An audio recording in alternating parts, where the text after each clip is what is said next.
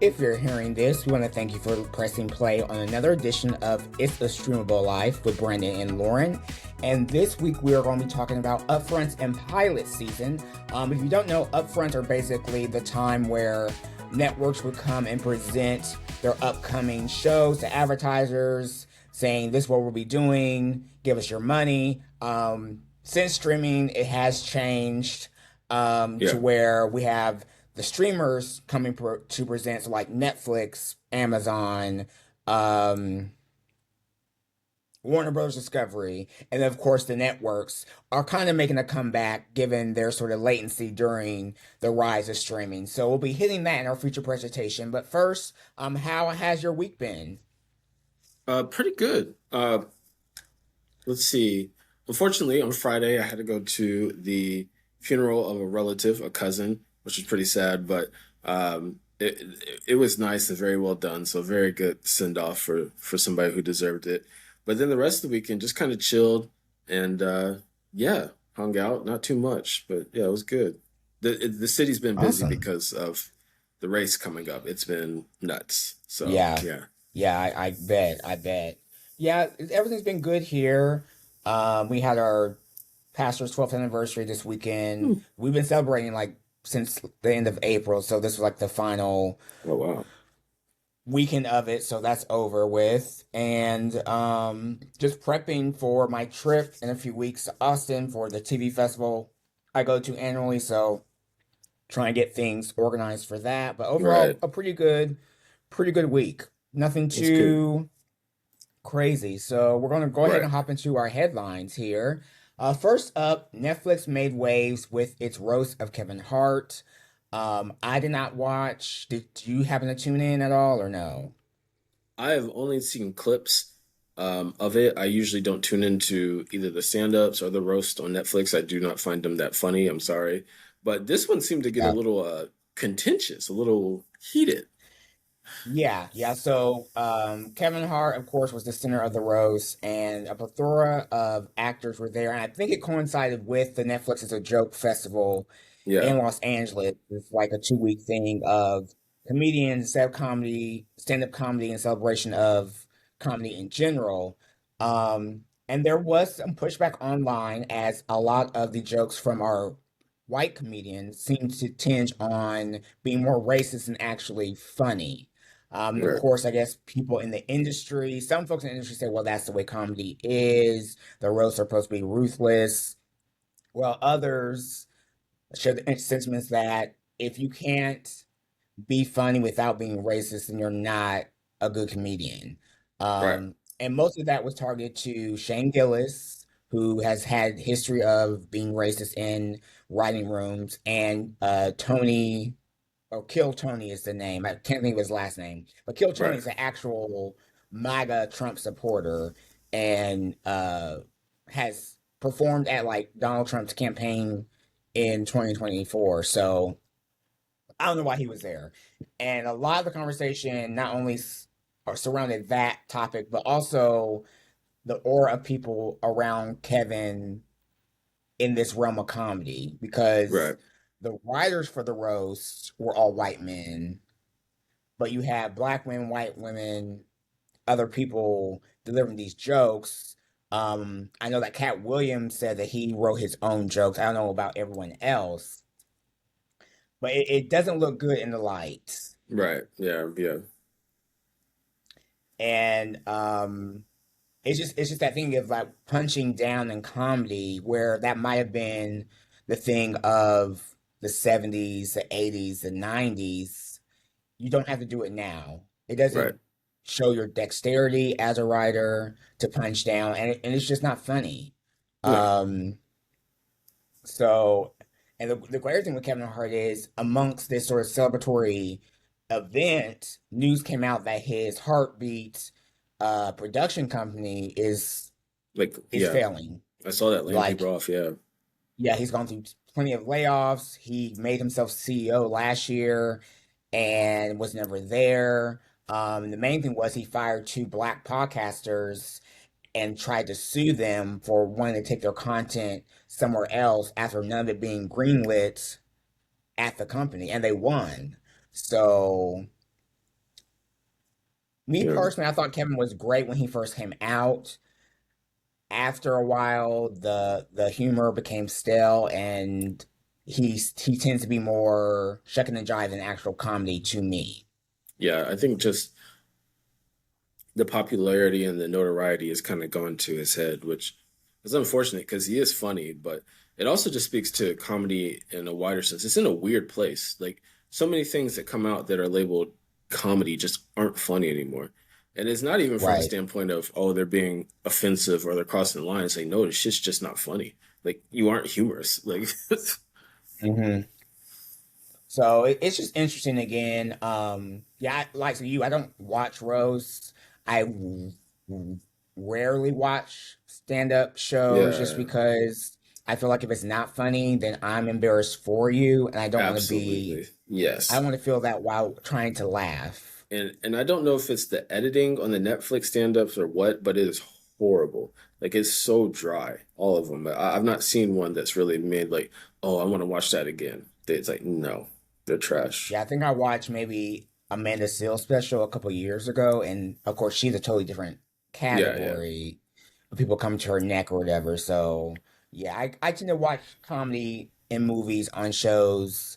yeah, Maybe watch an old special or something. I don't know. It's hit and miss. yeah. Absolutely, I agree. In other news, there was an announcement that Doctor Who has a new streaming home for the series from like 2002 up to uh 2009. Whenever Jodie Whittaker Oh, was wow, the okay. doc. Yeah, Yeah, so all of it is at AMC now. So if you have AMC that's Plus, you can good. find the full Doctor Who series there, which includes David Tennant, Matt Smith, Jodie Whittaker, everyone up to Shuti Gatwa, basically. Oh, wow, that's cool. And this is after them leaving the deal with Disney, to where BBC was streaming the new episodes on Disney Plus for the US viewers. And between bad ratings of that season, production costs, and other issues, that relationship only lasts about 2 years. Wow. So Hmm. I think it's actually a good look for AMC. Yeah, It absolutely. makes sense there. Yeah, Doctor Who is a good show. It's one of those shows like you start watching it and then you just kind of find yourself like, okay, episode one. Oh, damn, I'm 9 episodes in. Like it's very good. It's very entertaining. And then finally, we are getting into film festival season with Cannes right now. Um, Early news right now, of course, is all the movies are getting the 10-minute standing ovations, Right, which right, don't, you have to wait to see the movie. They're going to right, stand and right. clap for all of them. They're filmmakers, that's what they do. But some of the films making noise right now are Paper Tiger, starring Scarlett Johansson, Adam Driver, Oh yeah. and this is directed by James Gray. It also stars Miles Teller. The synopsis: two brothers pursue the American dream but get entangled in a dangerous Russian mafia scheme that terrorizes their family. Testing their bond as betrayal becomes possible. And James Gray is also known for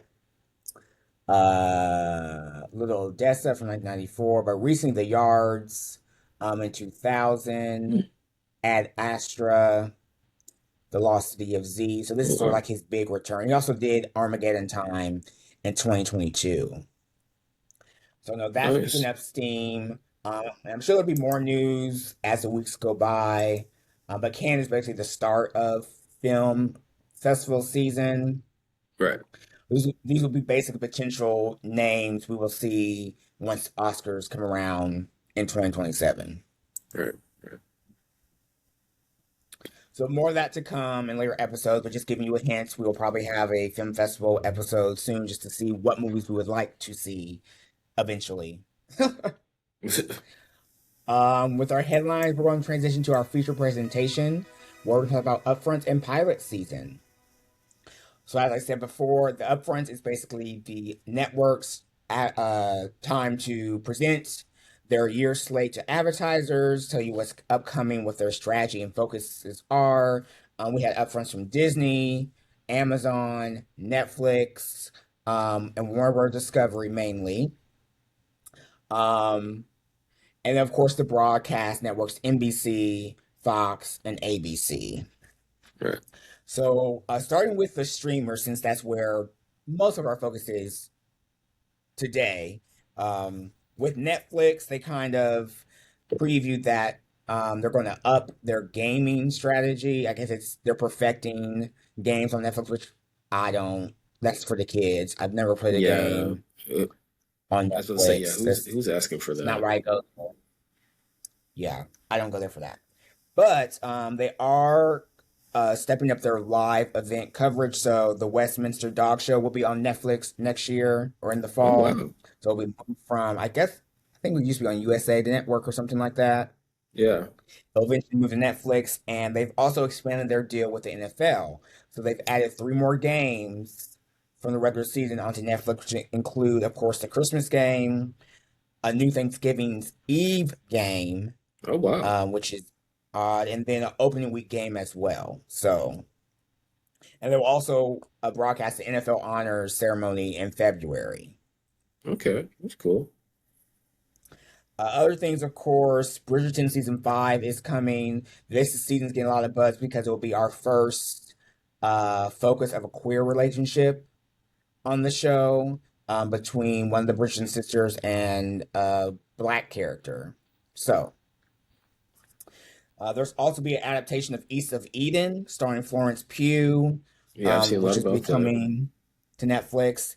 And then this fall, they will premiere the sequel series to A Different World. This got a lot of buzz Oh just wow. because the original show was a capstone of 90s Black culture. Right. Not Absolutely. only was it a spinoff of The Cosby Show, it became more successful in the second season after, at least when they left.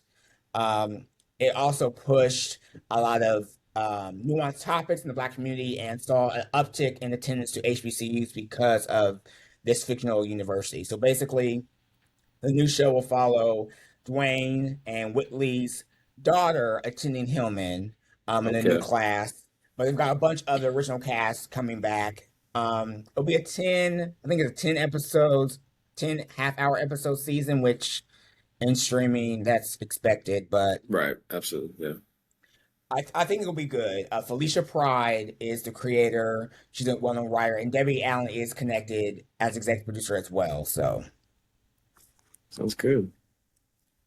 then we shift over to Disney. Their main push was, of course, their new CEO, Josh DeMaio, I think his name is, something like that. Um, they're focused on becoming like a streaming hub. Eventually, Hulu will be on Disney, and the Hulu app will go away. But they're also interested in AI content. So I don't know what that Uh, means, but I think users will be able to create their own content with the likeness of their characters, which that doesn't sound I, good. it doesn't. And I guess they want to keep it in house rather than have Sora or OpenAI do it on Yeah. another app. But they did announce that Ahsoka season 2 will be coming early 2027. This is a Star Wars series starring Rosario Dawson of as the adult Jedi. Okay. Sooner than that, Vision Quest from Marvel is coming in October. This stars Paul Bettany as the White Vision that was created in WandaVision, and we saw him sort of fly off at the end of that series. So this will be the continuation. That story also stars James Spader as a form of Ultron returning. Disney will air Crazy Banana Games. These are the not basketball. These are the baseball games. They're sort of like the Oh yeah. Globetrotters, but baseball version. So they'll Yeah. be airing games there on Disney Plus. That's cool. And for 2027, ABC has the Grammys, the Oscars, and the Super Bowl next year, Oh wow. which is insane. So the That's a Grammys left lot. CBS. They'll return with the Oscars with Conan O'Brien as host, and they will be hosting the Super Bowl as well. So they've got the major viewers trifecta in live events, all within the That's first crazy. quarter of 2027, which is insane. Yeah. But before we get too far away from Netflix, I wanted to add on to their live sports thing. They also have a documentary about the 99ers, which is the women's soccer team that won in 1999. Yes, It's a biographical documentary, and I think Mia Hamm was there to do something.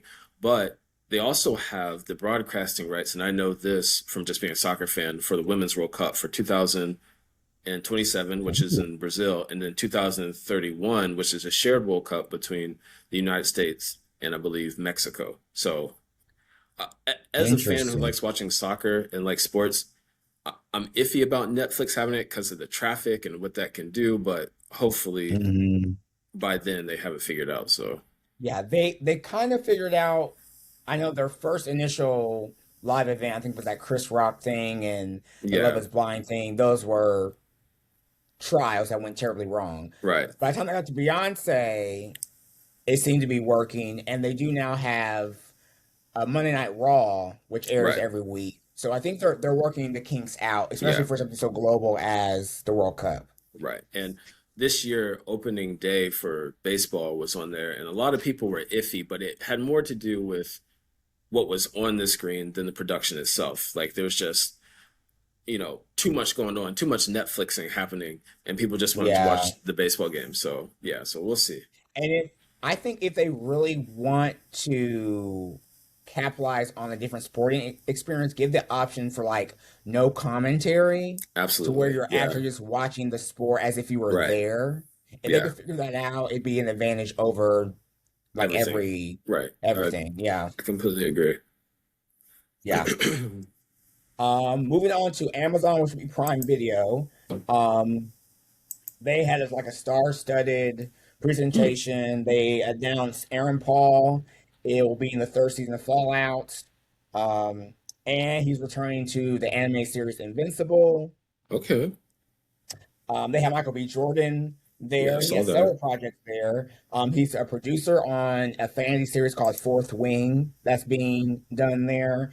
He also is producer on The Greatest, which is a biopic series about Muhammad Ali that they've had Yeah. in the works for a while. He actually was on stage with Ali's widow. And he also has Delphi, which is a spin-off series of the Creed franchise, which focuses on Oh, the wow. boxing gym, and it follows like a Latin American youth boxer training at the gym. So he's invested in Prime Video quite a bit. Yeah. And they also announced Rings of Power season 3, which has been a minute since season 2, if I'm not mistaken. Hmm. It'll be coming in November. I didn't watch season 2, but I know folks really enjoyed it. Yeah. Okay. And at one time, it was the most expensive show before like Stranger Things season 5 or Yeah. Andor or whatever. Warner Bros. Discovery, they basically said, "Hey, we about to be Paramount's bitches, so Right. just wait and see what happens." That's basically what they said. Wasn't That's any funny. surprises. They made a mention to Harry Potter. I know it got renewed for a second season. I won't be watching it, but folks will, so it's going to be a thing. That brings us to broadcast, which actually seems to be surviving. A lot of the networks are bringing back pilot season, which we thought was dead. Um, so, for instance, let me get to this page. So, surprisingly, the only network that didn't cancel any shows was ABC. They're pretty happy with everything. Yeah. Their big push was The Rookie North. This is a new spinoff of the procedural The Rookie that stars Nathan Fillion. This spinoff will star Jay Ellis of Insecure fame Oh, as a wow. cop, I guess, on the north side of LA. I don't really know, but that's coming up, and then, of course, there'll be crossovers on the show and whatnot. They're also pushing this season of The Traitors, which I thought that was NBC. Maybe I'm mistaken, I but tuned in for that it's for a become little a bit, but I hit. think I came in too late. Yeah, absolutely. Yeah, I think it's the part that gets me is like the strategy and reality. It never really works for me. Yeah. Like It's why I can't watch like No, Big Brother. Like I don't no, understand absolutely. the Like, well, there's too many moving the parts. Yeah, hook. Yeah, yeah, either be in the house and argue, or be on the island right, and do challenges. Don't put them together. I can't. right. It doesn't work. But yeah, that's their big push. For NBC, their fall schedule is a mix of old and new. Their big new shows are the reboot of the Rockford Files. This starred James Garner back, I think, in the 70s or 80s. Oh, wow. This will star David Boreanaz of Angel and Buffy fame. Yeah, yeah. He's a private investigator that's finally released from jail for a crime he didn't commit, and so on and so forth. So Oh, that'll be coming in the fall, as well as a procedural called Line of Fire, starring Peter Cross. A okay. family of law enforcement, CIA intelligence, whatever, are targeted, and they basically have to go into witness protection and find out who is targeting their family. Oh, okay. So this is his first network show after being killed off of 911 Right. on Fox/ABC. So it'll be interesting to see how that goes for him. There's a comedy called Sunset PI, which stars Jake Johnson, another PI show. It also stars Keith David and Langston Kerman, the comedian. So that might be Okay. interesting. Yeah. And then you have Newlywed, starring Taya Leone, and Tim Daly, who I think are real husband and wife. Oh, I'm I not think it sure. just, Yeah. I think they are. But it follows like a elder couple who decide to get married. Basically, that's why it's called Newlyweds. Oh, okay. But NBC did cancel Stumble, and they canceled Brilliant Minds. Um, Um, so a lot of folks were upset about Stumble. I thought it was an okay show. It could have been better. Brilliant Minds was decent, but it took a hiatus for the Olympics, and I think that's where a lot of folks yeah. jumped ship That makes because it's sense. like, why are you interrupting the show I like? Right. So, and then of course they renewed all the One Chicago shows. They renewed Law and Order and SVU, but they canceled Organized Crime after 5 seasons. So Mm. we may see Christopher Maloney show up on SVU sometime in the future. But right now he is done with that universe. Any of those shows seem interesting to you? Do you watch a lot of NBC outside of sports? No, honestly, no. I remember Brilliant Minds coming out and kind of being interesting, but I never even checked into it or anything like that. So yeah, not really. It was decent. I thought it was one of the better medical procedurals. Could have dealt with Yeah. like more mental health, psychiatry type issues. So, Okay. then we will move to Fox. I don't watch anything on Fox. Uh, it The only thing I appears they're watched on steering.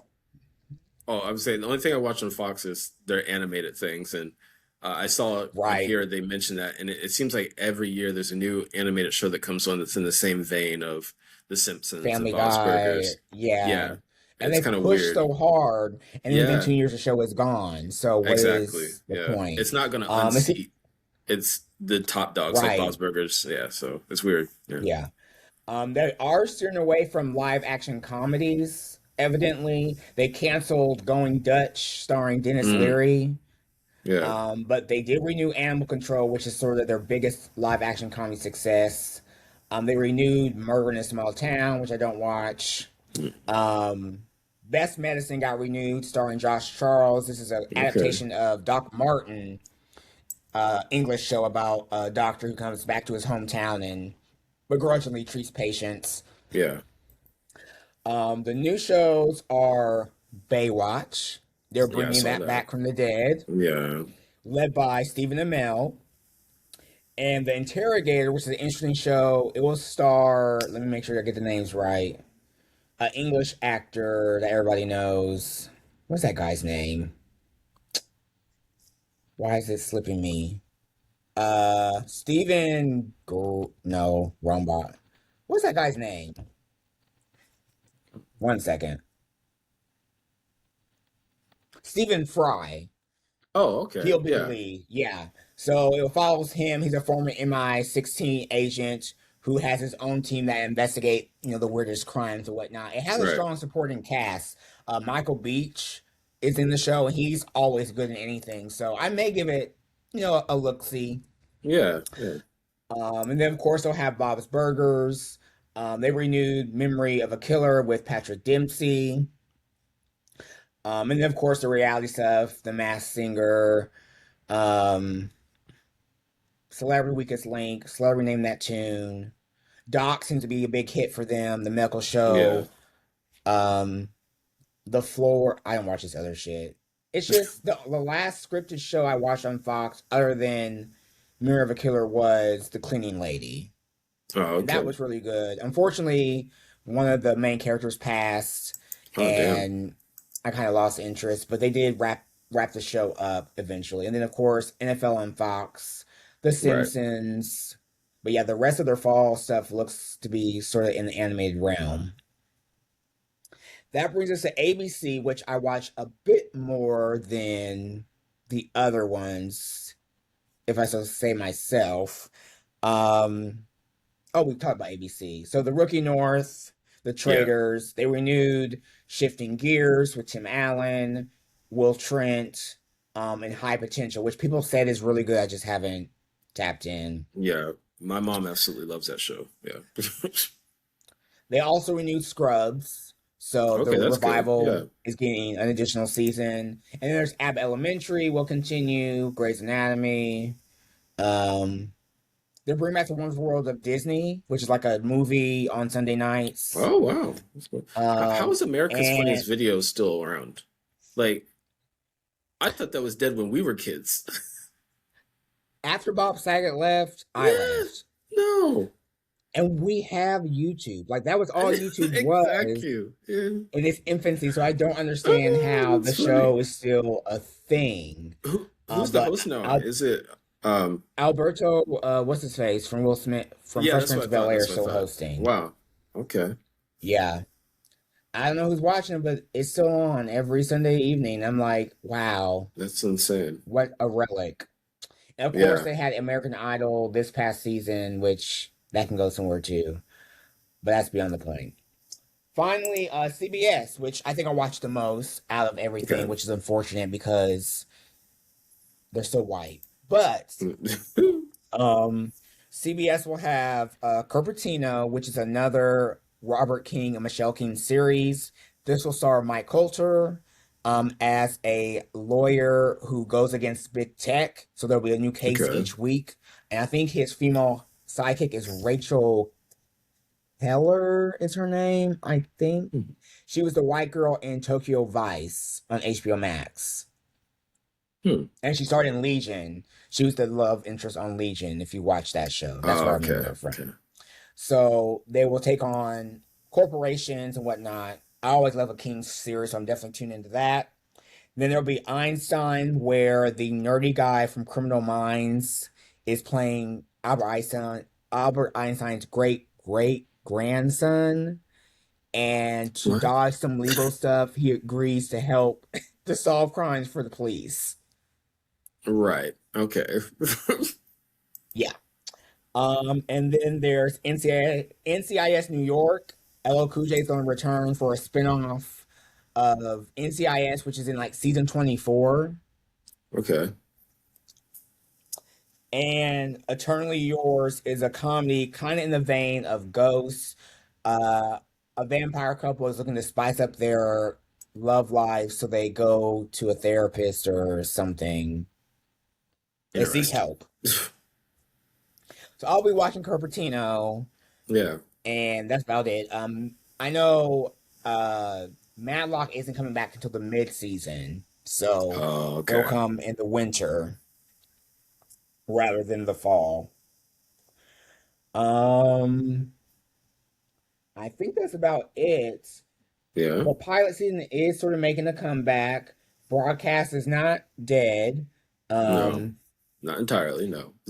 yeah, it's just interesting to see what used to work on broadcast now work on streaming. Right. Um, Exactly. HBO Max definitely saw that success with The Pit, and it looks like they're going to try to replicate that with a new cop procedural and a family drama. So we're seeing cable just in a different format. Right.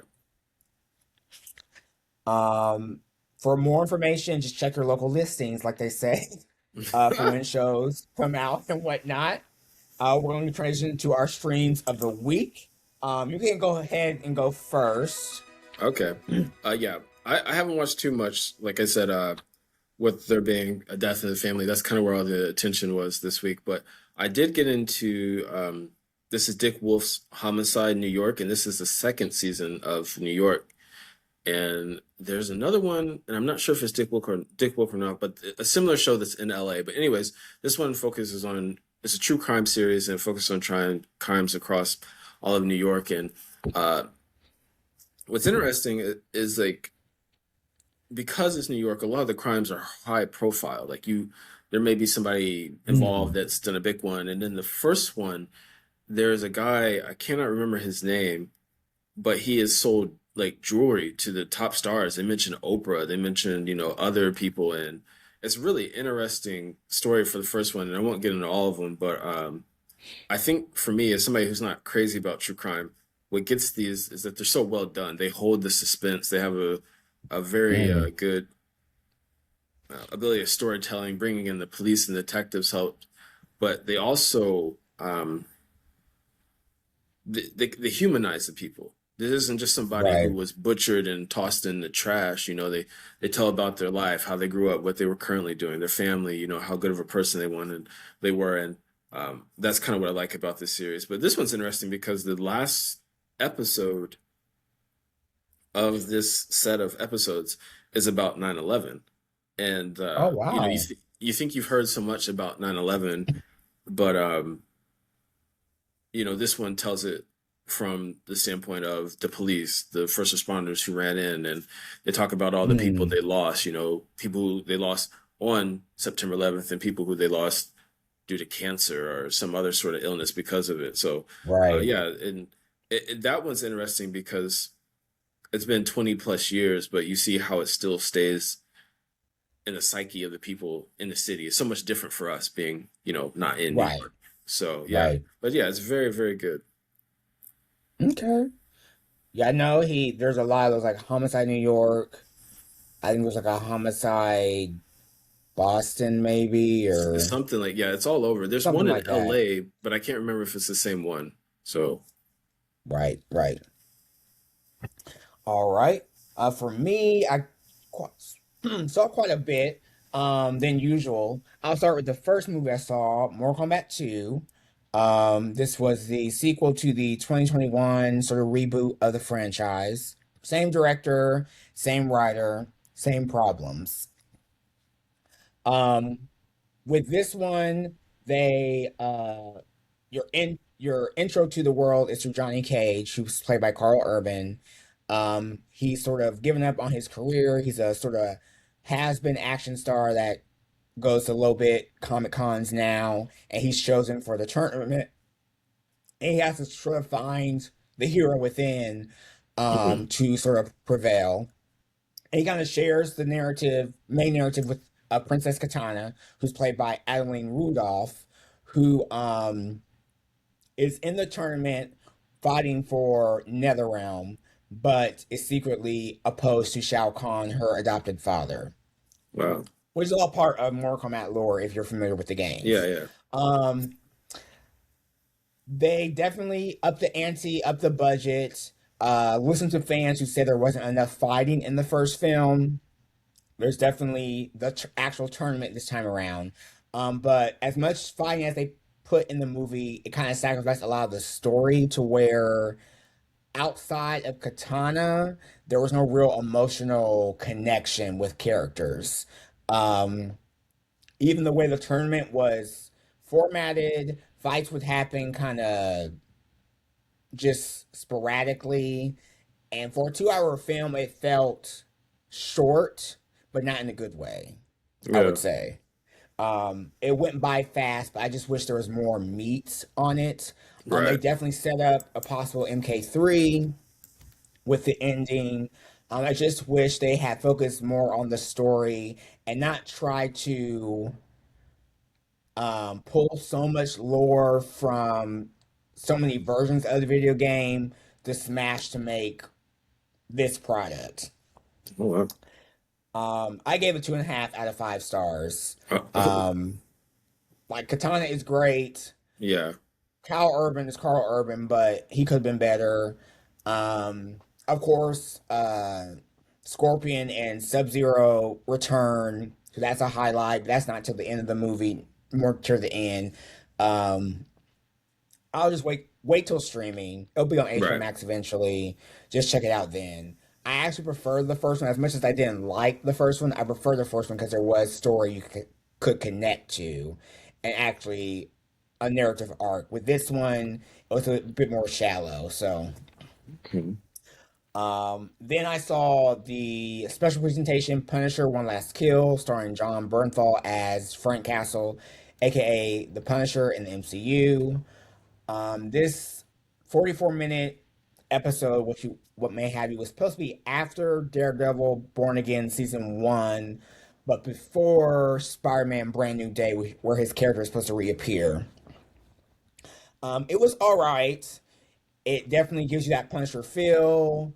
The last maybe 20 minutes of the film is nothing but a long action sequence, Oh, yeah. stabbing, shooting, Yeah. all that stuff that people go to the Punisher for, which is fine.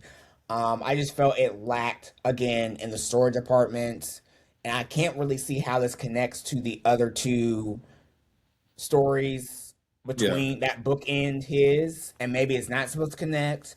But in my mind, why else would you put this out if and say it's Exactly. between these two Yeah. stories if it's not connected?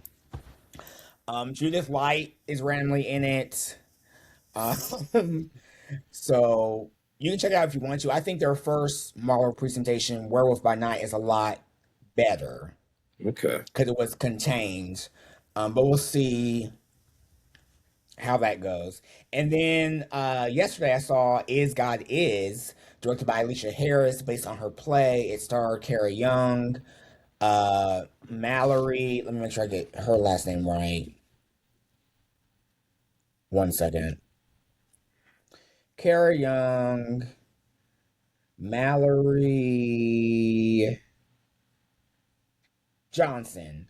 So they play two twin girls who, when they were young, experienced fatal burns to their body as their father tried to murder their mother.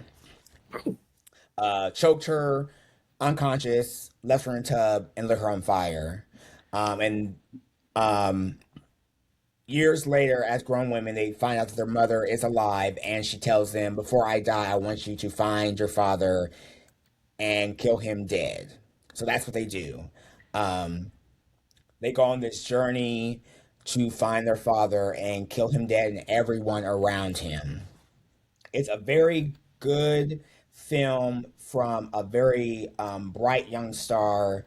Um, of course, there's themes of femicide here, which in the news we've seen a lot of that, especially in the black community, of Absolutely. husbands killing not only their wives but children Children. Yeah. because of no reason at all, because they're evil. But things of that, things of revenge, but things of freedom, things of finding your voice, and just the black female experience in this sort of world where everything is against you. Right. In addition to Young and Johnson, it stars Vivica A. Fox, Sterling K. Brown, Janelle Monáe, McKelty Williamson, and Erica Alexander. So, if you've Okay. seen the previews, it definitely is dark. You could compare it to like a Kill Bill type of film, and at like an hour 40 minutes is very good short watch. I gave it 4 stars out of 5. It's very good, and it's actually in even though it's limited release, it did come to Richmond, so there is a chance to Okay. see Yeah. it. And it will most likely come to Prime Video because I believe Amazon was the producer behind the film. But Okay. it's Yes. very good. Sterling K. Brown plays an excellent villain as much as we love him as Randall from This Is Us. I also love to see him play totally different characters, Right, and right. he is terrifying in this movie. But it was a fun watch. There were one, two, three, four, five, six, eight people in the theater altogether for this movie. Yeah, So, but definitely check it out either in theaters or when it comes to streaming. yeah, yeah. I saw that it said Alamo, so I may have to check it out. Yeah, it's fun. All right, and then upcoming. Let's see the next week. Let me make sure I get my dates right. It's the week of the 17th. May 21st, we have Netflix to Borrows. This is the new series produced by the Duffer Brothers. Hmm. It has echoes of Cocoon because it follows uh, elder adults investigating sort of like a science fiction occurrence. Great cast. But that comes out on Netflix. All right. And then on the 27th, we will get Spider Noir on Prime. And something comes out the 22nd, but I can't remember. Oh, in theaters, the 22nd, we get Boots Riley's I Love Boosters, starring Oh yeah, that's Kiki right. Yeah, Palmer, Taylor Page, Naomi Aki, and Demi Moore. So back to back weekends for some really good black films coming out. yeah. And I've seen a lot about that one. So Yeah, yeah. Hoping for the best with that. If you're hearing this, thanks for listening to this full episode of It's a Streamable Life with Brandon and Lauren. We will return in a few weeks because I will be out of town the 31st. So you may hear from us again in June, which would be great. Give us a little break before we get into the weeds of a lot of stuff coming right. out So much stuff. and whatnot. Yeah, a lot of stuff happening. But until then, keep on streaming. Peace.